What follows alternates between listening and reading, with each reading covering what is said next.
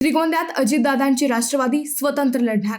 पाचपुतेंना हरवण्यासाठी एकमेकांचे विरोधकही दादांच्या छत्राखाली एकत्र लढणार. श्रीगोंद्यातील राजकारणात वेगाने हालचाली सुरू आहेत.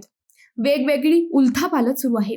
आता आगामी स्थानिक स्वराज्य संस्थांच्या निवडणुकीसाठी राष्ट्रवादी काँग्रेसने म्हणजेच अजित पवार गटाने श्रीगोंद्यात स्वबळाचा नारा दिलाय.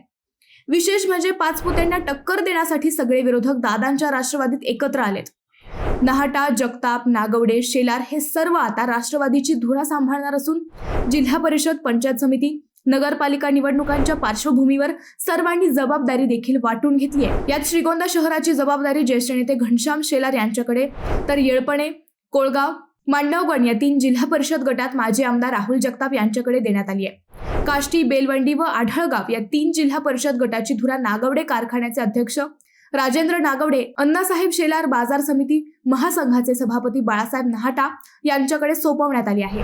त्यामुळे आता राज्य आणि केंद्रात महायुती असूनही श्रीगोंद्यात मात्र महायुतीतील पक्ष आमने सामने लढताना दिसणार आहेत. याचा फटका आमदार पाचपुते यांना बसणार असल्याचे चित्र आहे.